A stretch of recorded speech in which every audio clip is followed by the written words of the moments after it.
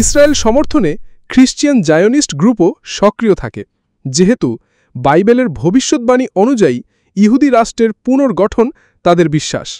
নির্বাচনী কৌশল। আমেরিকার দুটি প্রভাবশালী অঙ্গরাজ্য ফ্লোরিডা ও নিউ ইয়র্ক মূলত ইহুদি ও ইভাঞ্জেলিক্যাল খ্রিস্টিয়ানরা নিয়ন্ত্রণ করে। এরা সরাসরি ইসরায়েলে মদদ দিয়ে থাকে। আবার তাদের ভোটারদের সমর্থন পেলেই মোটামুটি আমেরিকার রাষ্ট্রপতি হওয়ার পথ সহজ হয়। তাই প্রত্যেক রাষ্ট্রপতি তাদের সমর্থন পাওয়ার জন্য ইসরায়েলের দালালি করে। অর্থনৈতিক ও প্রযুক্তিগত সহযোগিতা। প্রযুক্তি বিনিময়। Israel cyber security, drone technology ও গোয়েন্দা ব্যবস্থায় মোসাদে শীর্ষে, যা আমেরিকার জন্য গুরুত্বপূর্ণ।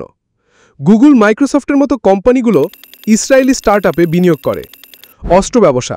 আমেরিকা প্রতি বছর ইসরায়েলকে $3.8 বিলিয়ন সামরিক সহায়তা দেয়, যা ফেরত আসে আমেরিকান অস্ত্র কিনে।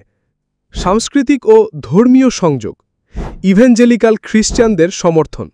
আমেরিকার 25% জনগণ ইভেঞ্জেলিক্যাল খ্রিস্টান, যারা বিশ্বাস করে ইসরায়েলের অস্তিত্ব ঈশ্বরের ইচ্ছা।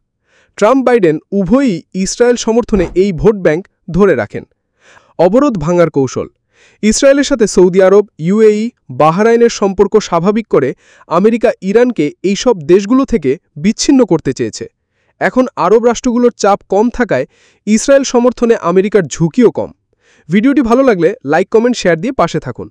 পরবর্তী ভিডিও পাওয়ার জন্য চ্যানেলটি সাবস্ক্রাইব করে রাখুন।